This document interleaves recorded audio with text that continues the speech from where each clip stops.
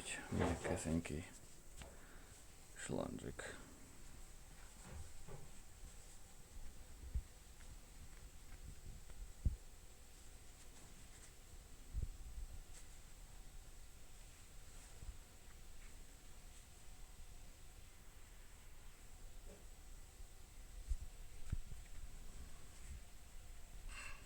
Роботи це вже,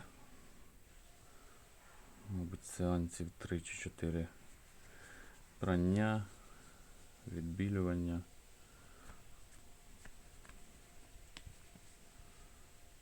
І ще треба раз попрати.